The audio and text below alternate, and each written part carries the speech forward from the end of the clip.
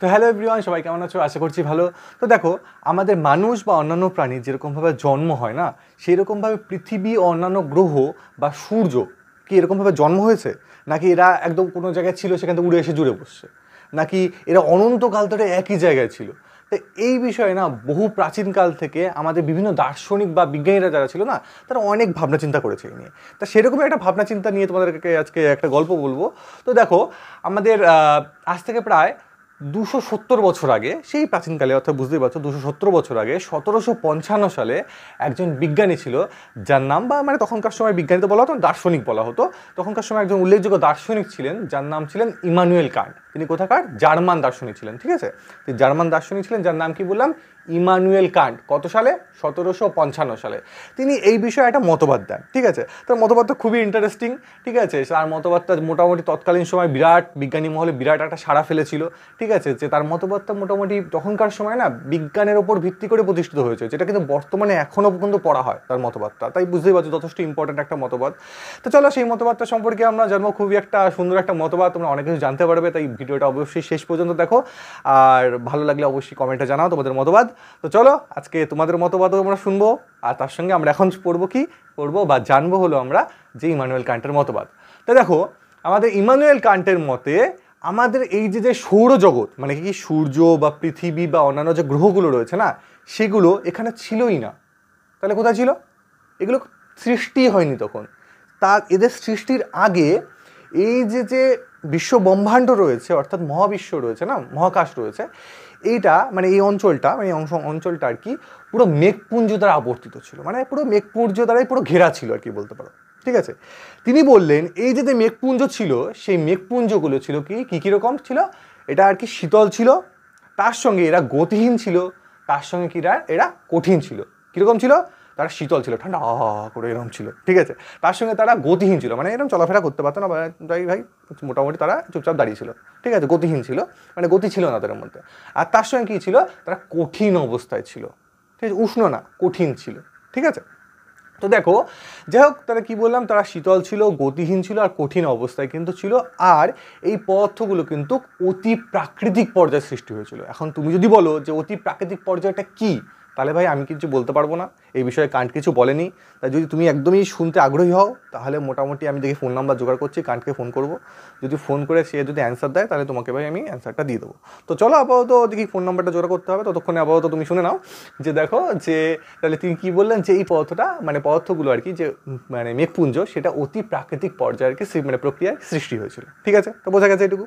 তো দেখো যে তিনি তার সঙ্গে এটুকু বললেন যে এই যে কঠিন পদার্থগুলো ছিল না, মানে মেঘপুঞ্জের মধ্যে যে কঠিন পদার্থগুলো রয়েছে না, সেই মেঘপুঞ্জের যে কঠিন পদার্থগুলো পরস্পরের আকর্ষণ বল ছিল, মানে নিউটনের যেরকম মাধ্যাকর্ষণ শক্তি, এরকম মাধ্যাকর্ষণ শক্তি তাদের মধ্যে ছিল। একটা পদার্থ আর একটা পদার্থ, এদের দুজনের মধ্যে কিন্তু আকর্ষণ বল ছিল। এই আকর্ষণ বলের থাকার জন্য কি হয়, যে একটা সময় পরে তারা পরস্পরের সঙ্গে সংঘর্ষে লিপ্ত হয়। মানে এ ভাই একে টানছে, আবার এ ভাই একে টানছে, এরকম গিয়ে দুম করে ধাক্কা লেগে গেল, ঠিক আছে? আবার এদের ধাক্কা লেগা দেখে এ পাশ দিয়ে আরেকজনে ছুটে আসলো, ভাই তুই ওকে টানছি, আমও গিয়ে দেখে ধাক্কা লাগলো, দুম করে গিয়ে ধাক্কা লেগে গেল। এরকমভাবে এ পাশ দিয়ে একজন আসলো, এ পাশ দিয়ে এরকমভাবে এখানে আসলো, এরকমভাবে না প্রচণ্ড পরিমাণে কিন্তু ধাক্কি শুরু হয়ে গেল, ঠিক আছে? মানে পরস্পরের সঙ্গে এক প্রকার সংঘর্ষ শুরু হয়ে গেল, মানে যুদ্ধ লেগে গেল, ঠিক আছে? এরকমভাবে এই পদার্থগুলো, অর্থাৎ মেঘপুঞ্জের মধ্যে যে পদার্থগুলো রয়েছে না, মানে কঠিন পদার্থগুলো, সেগুলো পরস্পরের সঙ্গে এত সংঘর্ষ করতে শুরু করলো না, যে তাদের মধ্যে এক প্রকার টেম্পারেচার, মানে উত্তাপ সৃষ্টি হয়ে গেল, ঠিক আছে? এবং উত্তাপ সৃষ্টি হওয়ার সঙ্গে সঙ্গে তাদের মধ্যে গতিরও সৃষ্টি হয়ে গেল। কি গতি? ঘূর্ণন গতি, মানে করে ঘুরবে, এটা করে ঘুরে যাবে, ঠিক আছে? যাই হোক, একটা ঘূর্ণন বেগ সৃষ্টি হয়ে গেল। তো দেখো তাহলে কী হলো, যে এই কঠিন বস্তুকণার মধ্যে পরস্পরের আকর্ষণ বলের প্রভাবে ধর পরস্পর সংঘর্ষে লিপ্ত হলো, এবং তাদের মধ্যে কী হলো, যে উত্তাপ সৃষ্টি হলো, আর কি হলো, ঘূর্ণন বেগ সৃষ্টি হয়ে গেল, ঠিক আছে? এইবার কী হলো, যে পরস্পরের সঙ্গে একত্রিত হয়ে এরকমভাবে ঘুরছে, তো মানে একদম পরস্পরের সঙ্গে সংঘর্ষ করছে আর ঘুরছে, এরকম ঘুরতে না এক প্রকার বড় একটা গ্যাসীয় পিণ্ড গঠন করে দিল, মানে বড় একটা গ্যাসীয় পিণ্ড গঠন করে দিল, ঠিক আছে? যার জন্য কিন্তু আমাদের এই কান্টের মতবাদকে গ্যাসিয়াস হাইপোথিসিস বলা হচ্ছে। যেহেতু গ্যাসীয় পিণ্ড গঠন করেছে না, তাই বলা হচ্ছে যে গ্যাসিয়াস হাইপোথিসিস, ঠিক আছে? তো দেখো, এই বড় যে গ্যাসীয় পিণ্ড, এই বড় গ্যাসীয় পিণ্ডটাকে কিন্তু আবার নেবুলাও বলা হয়। নেবুলাটা কি? এই নেবুলা কিন্তু ওই মার্ভেলের নেবুলা না, হ্যাঁ? যাই হোক, এই নেবুলাটা হলো, তুমি যদি মোটামুটি রাত্রেবেলায় যদি আকাশের দিকে তাকাও আর কি, তাহলে দেখবে যে সাদা এক প্রকার মেঘের টুকরো মতন দেখবে, যারা কিন্তু মোটামুটি খালি চোখে দেখতে পাবে না, যদি তুমি মোটামুটি টেলিস্কোপ দিয়ে দেখো, ভালো করে অবজার্ভ করো, তাহলে হয়তো দেখতে পাবে যে মানে রাতের আকাশে সাদা মেঘের টুকরোর মতন, যারা পূর্ব থেকে পশ্চিম দিকে মোটামুটি ঘূর্ণায়মান হয়, ঠিক আছে, পূর্ব থেকে পশ্চিম দিকে ঘূর্ণায়মান থাকে, তাদেরকে বলা হয় নেবুলা, ঠিক আছে। তাই নেবুলা সম্পর্কে আমি আরও ডিটেলে কোনো একটা ভিডিওতে বলবো, তা আপাতত এটুকু শুধু জেনে রাখো। তা কী হয় যে এরকম একটা নেবুলা গঠন হয়েছিল। এবার এই নেবুলাটার মধ্যে আর কি সংঘর্ষ হচ্ছে, পরস্পরের মধ্যে কঠিন পদার্থগুলো সংঘর্ষ, এবং তাদের নেবুলাটা প্রচণ্ড স্পিডে ঘুরছে, ঘুরতে ঘুরতে ঘুরতে ঘুরতে নেবুলাটা আকৃতি ধীরে ধীরে বড় হতে শুরু করলো, ঠিক আছে। বড় হওয়ার পরে তারা ধীরে ধীরে নেবুলাটা কী হবে, ঠান্ডা হতে শুরু করলো। এবার ঠান্ডা হচ্ছে হচ্ছে হচ্ছে হচ্ছে যত ঠান্ডা হচ্ছে, নেবুলার ঘূর্ণন বেগ তত বৃদ্ধি পাচ্ছে, মানে পাই পাই পাই পাই পাই করে ঘুরছে, ঠিক আছে। যত ঠান্ডা হচ্ছে আর ঘূর্ণন বেগ বাড়ছে, ঠান্ডা হচ্ছে আর ঘূর্ণন বেগ বাড়ছে। এবার এত স্পিড হয়ে গেল না, ঘূর্ণন বেগটা এত হয়ে গেল যে আমাদের কান্টার মতে আর কি, সেই যে নেবুলাটা ছিল না, সেই নেবুলার মাঝখানের অংশ, এই ধরো পুরো নেবুলা, গোল নেবুলা, এই নেবুলাটার পুরো মাঝখানের অংশটা, এই মাঝখানে অর্থাৎ নিরক্ষীয় অংশ থেকে পদার্থটা, মানে পদার্থ, নেবুলার মধ্যে যে পদার্থ রয়েছে, সেই পদার্থ কেন্দ্রাতিক বলের প্রভাবে, কেন্দ্রাতিক বল কি, যে কেন্দ্র বহির্মুখী বল, ঠিক আছে। এই কেন্দ্র বহির্মুখী বলটা সম্পর্কে যদি একটু ভালো করে বলতে হয়, আমি একটু যে শুধু বলে দিই, কোনো একটা ভিডিওতে আমি পুরো ভালো করে ডিটেলে এটা সম্পর্কে আলোচনা করবো। আবার দেখো, কোনো একটা ঘূর্ণনশীল বস্তুর উপরে যে মানে বস্তুর যে কেন্দ্র থেকে বাইরের দিকে ছিটে যাওয়ার যে প্রবণতা সৃষ্টি হয় না, তাকে কেন্দ্রাতিক বল বলে, ঠিক আছে। আপাতত এটুকু শুধু জেনে রাখো যে প্রচণ্ড ঘূর্ণন বেগ হলে কোনো একটা বস্তু কেন্দ্র থেকে বাইরের দিকে ছিটে যাওয়ার একটা প্রবণতার সৃষ্টি হয়, তাকে কেন্দ্রাতিক বল বা কেন্দ্র বহির্মুখী বল বলে। তা সেই কেন্দ্র বহির্মুখী বল এই নেবুলার মধ্যে ক্রিয়েট হলো। কেন ক্রিয়েট হলো?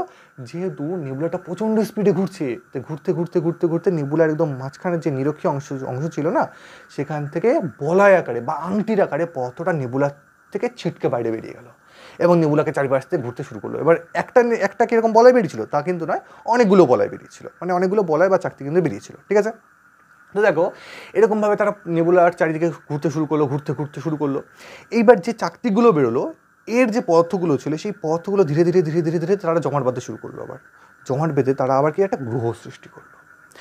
এই গ্রহ, যে একটু আগে যে প্রসিডিওরটা একটু আগে বললাম, এই সেম প্রসিডিওর এই গ্রহের সঙ্গে হলো। সেখান থেকে আবার একটা বলয় বেরোলো, সেখান থেকে মানে চাকতি বেরোলো, সেখান থেকে আবার একটা উপগ্রহ সৃষ্টি হলো, ঠিক আছে।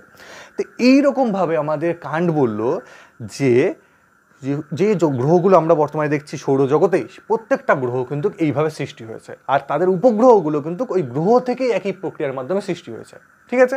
তাহলে সূর্য কীভাবে সৃষ্টি হলো? ওই যে মোটামুটি ড্যাব ড্যাব করে যে তাকিয়েছিল মাঝখানে, মোটামুটি যে আর কি এই মানে বিচ্ছিন্নতে অংশগ্রহণ করেনি, মানে নীহারিকার যে অবশিষ্ট অংশ, সেই অবশিষ্ট অংশটা কিন্তু সূর্য হিসেবে থেকে গেল। বুঝতে পেরেছ? তো দেখো, আমি একটু তাড়াতাড়ি করে বলছি, যে একদম প্রথম থেকে একদম তাড়াতাড়ি করে বলছি, তোমার একটুখানি বুঝে নাও, মাথা ঠান্ডা করে বুঝে নাও। জিনিসটা কী হয়েছিল, একদম ফার্স্ট স্টেজে কী হয়েছিল, যে আমাদের মহাকাশে কেউ ছিল না, সেখানে কে ছিল, যে মেঘপুঞ্জ ছিল, সেই মেঘপুঞ্জগুলো কীরকম ছিল, শীতল ছিল, গতিহীন ছিল, কঠিন ছিল, ঠিক আছে। ওকে, এইবার সেই কঠিন পদার্থগুলোর মধ্যে পরস্পর আকর্ষণের ফলে তারা সংঘর্ষে লিপ্ত হয়, সংঘর্ষ হওয়ার ফলে তার মধ্যে উত্তাপ সৃষ্টি হয় এবং ঘূর্ণন বেগ সৃষ্টি হয়, এবং ঘুরতে ঘুরতে ঘুরতে ঘুরতে তারা কী হয়, একটা বড় নেবুলা গঠন করে।